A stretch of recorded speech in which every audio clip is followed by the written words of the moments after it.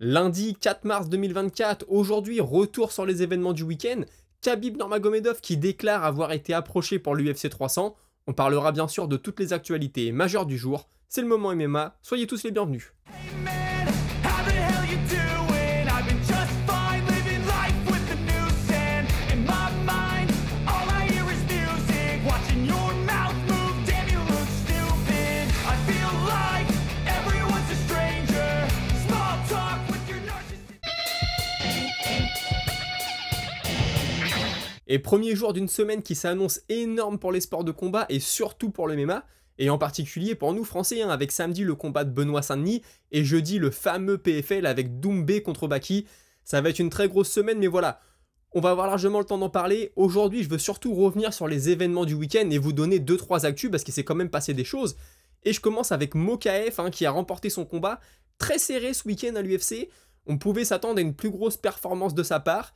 Il a gagné, c'est le principal, il a semblé à court de cardio complet. Franchement, si c'était Pantoja en face, le Pantoja qu'on connaît aujourd'hui, je pense que ce serait pas passé, je pense même qu'il se serait fait finir. Mais bon, on va pas refaire le match, ça n'est pas arrivé, il a gagné, tant mieux pour lui. Il a expliqué en conférence de presse que forcément il aurait voulu finir le combat. Il a aussi été un peu gêné par la petite cage, il explique que ça a gêné les phases de scramble, etc. Mais il cherche pas d'excuses, il pense que le plus gros facteur ça a été le fait qu'il était malade depuis le matin, qu'il a chopé un staphylocoque 3 semaines avant le combat à 4 endroits différents, il a partagé les photos. Mais maintenant il le dit, voilà, je suis content, j'ai gagné, c'est le principal. C'est pas la performance que je voulais, bien sûr, je veux pas prendre d'excuses. C'est comme ça, en tout cas si on a besoin de moi pour l'UFC 301, on sait que Pantoja voudra défendre là-bas. C'est au Brésil, c'est chez lui, donc Mokaev il s'est positionné. Pantoja l'avait évoqué la semaine dernière. Ça lui laisse 10 semaines pour se préparer, il est prêt, il veut saisir sa chance.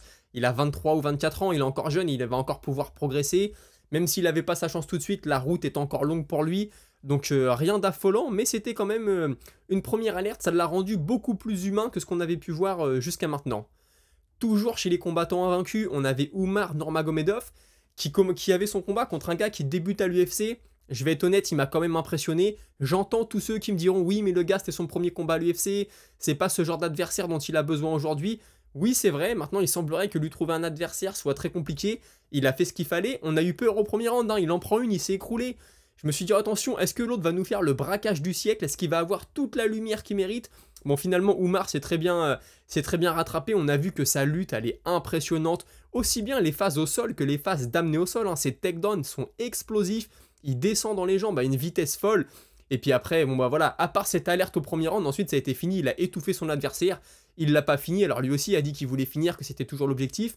Il pensait que ce serait plus simple. Il pensait pas que le combat allait durer jusqu'à la fin.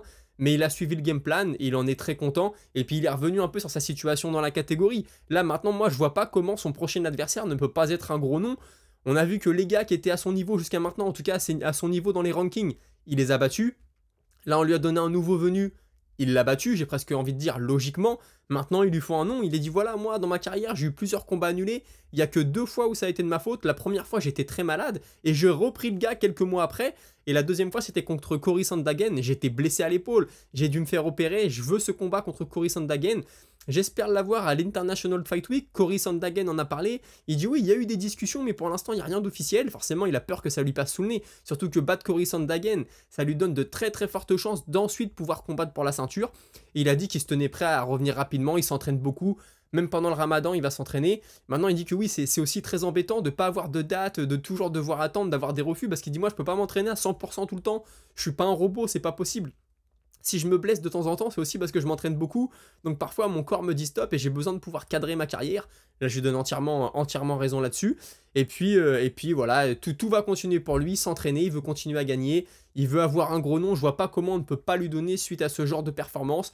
Et encore une fois, je sais qu'il y en a beaucoup qui vont me dire qu'en face, il y avait personne. Mais c'était quand même très très impressionnant si on est honnête, même si vous n'aimez pas le personnage ou je ne sais quoi, ou son cousin ou je ne sais qui. Faut avouer que franchement, tu vois le combat, tu te dis, wow, le gars au sol, il est quand même très très impressionnant. Et j'ai hâte de voir ce que ça va donner contre quelqu'un d'autre, parce que celle qui prend au premier round, si c'est O'Malley que tu lui mets, est-ce qu'elle serait pas un peu plus précise? Si c'est Merab en face, est-ce que Merab va tomber aussi rapidement? Je sais pas non plus. Mais en tout cas, il y a de très belles oppositions à faire. Et faut pas traîner, une carrière c'est court, une blessure peut survenir. Donc j'espère qu'on va voir ça. Et puis on a eu le main event de la soirée, c'était un peu la soirée des invaincus. Malheureusement pour Gaziev, on fera pas le 203 cette fois-ci. Le troisième a perdu, c'était le troisième combattant invaincu sur cette carte. Je le rappelle, on avait Mokaev, Nurmagomedov et Gaziev. Et Gaziev, ça avait pourtant bien commencé, je voyais qu'il venait coller à la cage. Par contre, ses tentatives de takedown étaient très bien bloquées par Rozenstruik, mais on pouvait dire, bon, quand le combat va avancer, ça va peut-être mieux passer. Et puis non, Rozenstruik a bien géré avec le jab, il a fait ce qu'il fallait, et puis il s'impose à la fin de la 4e reprise. Gaziev est incapable de retourner au combat. Rozenstruik en conférence de presse l'a dit, ça s'est passé comme prévu. Je pensais pas qu'il tiendrait aussi longtemps. Au 3e round, j'ai senti qu'il commençait à abandonner, son timing était moins bon, il prenait de plus en plus mes jabs et je voyais que voilà, le regard changeait. Et puis il devenait de plus en plus lent, ses takedowns, en tout cas ses tentatives de venir au corps à corps étaient de plus en plus téléphonées. Donc je suis très content de ce que j'ai fait, j'ai jamais douté de mon cardio. On le savait, c'était le striker contre le lutteur. Rozenstruik l'avait dit, il va essayer de m'amener au sol, il est peut-être bon debout, mais la stratégie pour lui, ça va être d'aller au sol, pardon. Et on savait que Rozenstruik sur le dos, ça allait être compliqué. Et il a bien réussi. Moi, il m'a surpris, honnêtement, je vous l'avais dit, je pensais plutôt voir Gaziev s'imposer parce que Rozenstruik, voilà, j'avais l'impression que son temps était un peu passé, qu'il allait tellement vouloir défendre les amener au sol qu'il allait peut-être laisser de la place au visage et puis se prendre des coups.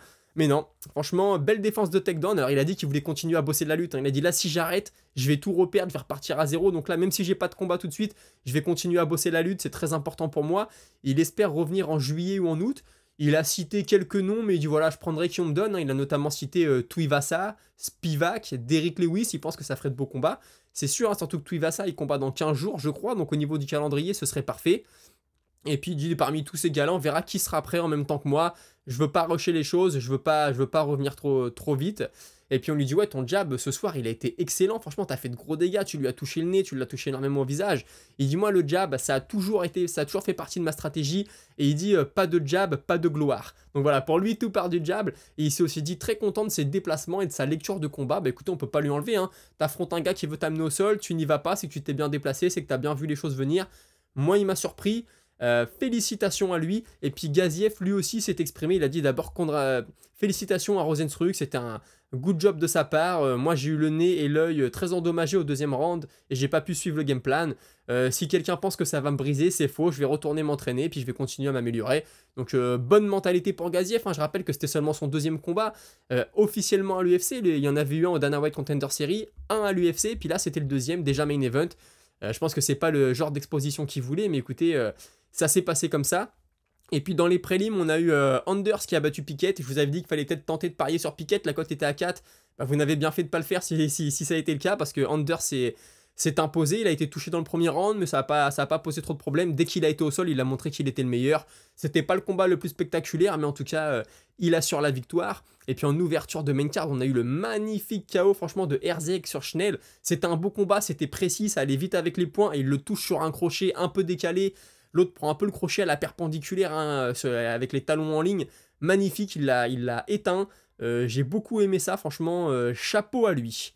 Et puis dans le co-main event, on a Tyson Pedro qui a annoncé sa retraite. Il a dit que ça avait été super de combattre à l'UFC, etc. Qu'il avait toujours voulu faire ça. Il voulait montrer à ses enfants, surtout à ses filles, hein, je crois qu'il a des filles, que quand tu mets beaucoup de force dans tes rêves, dans tes projets, ça peut se réaliser, mais qu'aujourd'hui le rêve a changé pour lui, il a plus envie de combattre à l'UFC, donc c'est fini pour lui, il raccroche les gants. Bon écoutez, Tyson Pedro, hein, je crois qu'il finit sur un 6-5 à l'UFC, c'est pas la meilleure des carrières. Maintenant, je crois que dans ses statistiques, dès que ça dépassait le premier round, il avait jamais gagné, donc c'était soit je viens au premier round, je te mets KO, soit ça passe pas pour moi. On se rappellera quand même de lui pour ses quelques magnifiques KO.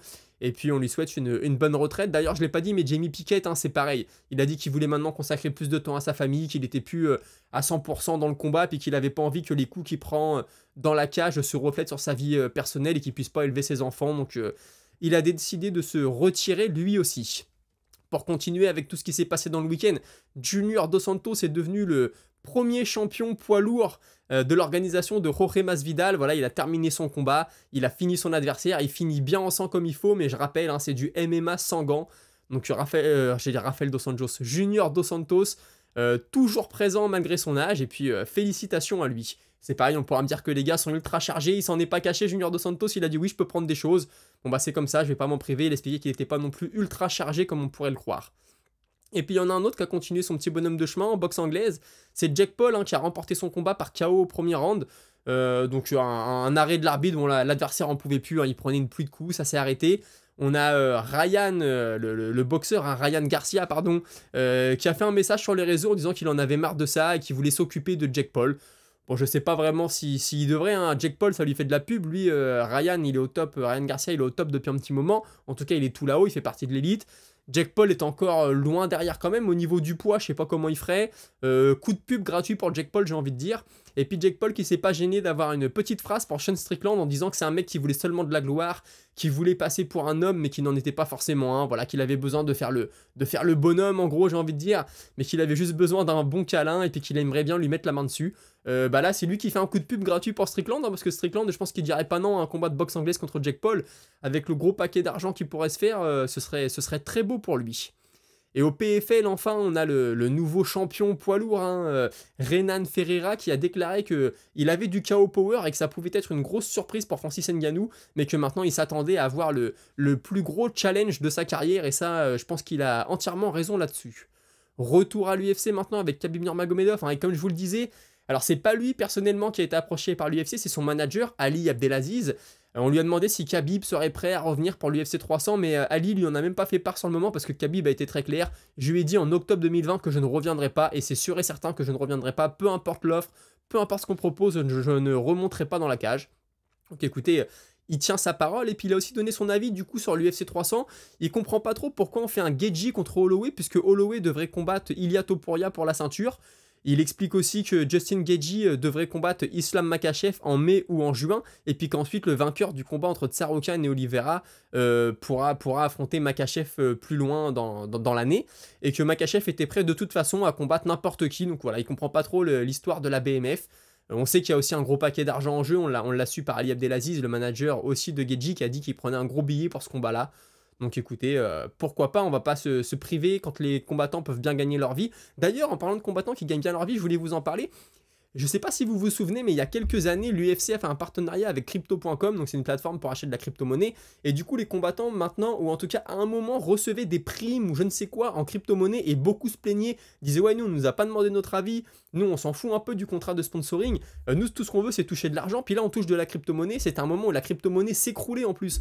Donc le mec, je dis n'importe quoi, il touchait 500 $, une semaine après il y avait plus que 350, forcément ça les gênait. Bah, sachez qu'aujourd'hui le Bitcoin a bien rebondi, sans rentrer dans le détail, mais j'espère qu'il y en a certains qui ont pu garder la crypto-monnaie aujourd'hui, qui font une belle plus-value, qui se font des x2, x3, et si c'est ça pour les combattants, je suis très content pour eux, surtout qu'on en sait qu'il y en a beaucoup qui sont là-dedans. À Renato Moicano, sur Twitter, il tweet souvent sur le Bitcoin, Chris Cyborg, c'est pareil, donc s'ils peuvent gagner de l'argent avec ça, on va pas cracher dessus. Vous savez, la semaine dernière, Daniel Cormier a dit qu'il était ok de voir Ned Diaz combattre à la sphère, mais pas de le voir combattre en main event, qu'il pensait qu'il y avait des gars qui méritaient plus que lui. Ned Diaz avait fait du Ned Diaz en lui répondant qu'il connaissait rien, que c'était pas un combattant, etc. Et bon, Daniel Cormier, il s'est un peu fâché. En gros, ce qu'il dit, c'est qu'il en a marre que les mecs lui reprochent de faire son boulot de journaliste, en tout cas de consultant. Il dit, dès que je dis quelque chose, on me fait un reproche à moi, mais c'est mon boulot. Et puis Ned Diaz et moi, on n'est même pas sur la même planète en termes de carrière. Me demandez pas de parler de ma carrière. On n'est ni dans le même monde, ni dans la même galaxie. Bah, c'est vrai que Daniel Cormier a quand même été double champion, poids lourd léger, poids lourd. Ned Diaz n'a pas eu la ceinture, il a combattu pour la BMF, hein, vous me direz. Mais c'est vrai que Daniel Cormier a eu plus de gloire sûrement, mais Ned Diaz a quand même une notoriété qui n'est pas des moindres. Et puis en termes de charisme, Ned Diaz est peut-être même plus vendeur que Daniel Cormier. Et enfin, ce week-end, vous le savez, l'UFC 299, on va en parler tout au long de la semaine, ne vous inquiétez pas, j'ai déjà des interviews, etc., etc.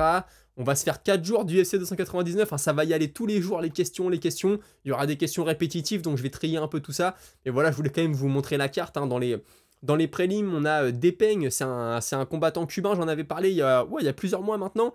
C'est un champion de taekwondo à la base, il arrive chez les poids lourds. Qu'est-ce que ça peut donner, je sais pas, mais il sera dans les prélims. Pour de toute façon, une carte de malade, on va en reparler.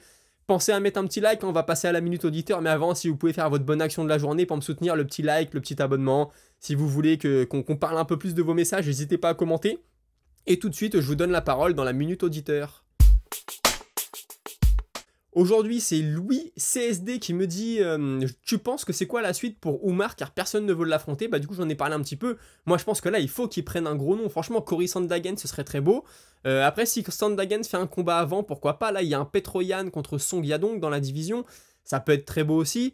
Mais franchement, il y a plein de choses à faire. C'est une catégorie qui est très riche. Moi, j'espère qu'il va avoir son gros nom et qu'il va pas de nouveau devoir faire ses preuves. Parce que là, c'est bon, il a fait ses preuves. Ok, il a battu personne, mais il faut lui faire affronter quelqu'un si on veut qu'il batte quelqu'un. Donc, c'est le moment de lui donner de quoi faire.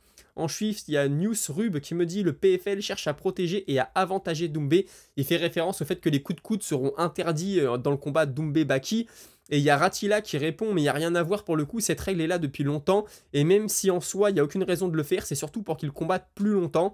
Et après, même si Baki est meilleur en coude que Doumbé, on va pas me faire croire que c'est le point fort de Baki. Bon bah vous le savez, moi je sais pas hein, si le PFL cherche à protéger Doumbé.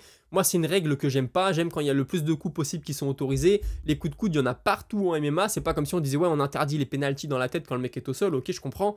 Mais dans la saison régulière, je peux l'entendre, encore une fois, les mecs combattent souvent, voilà, une ouverture, ça peut te gâcher la saison. Mais ouais, je trouve ça très dommage en tout cas.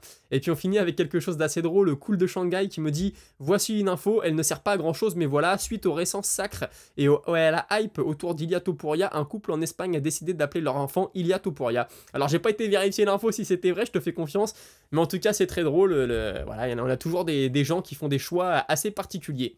Écoutez, je vous souhaite une bonne fin de journée, une bonne soirée, et on se retrouve demain à 17 h. Salut!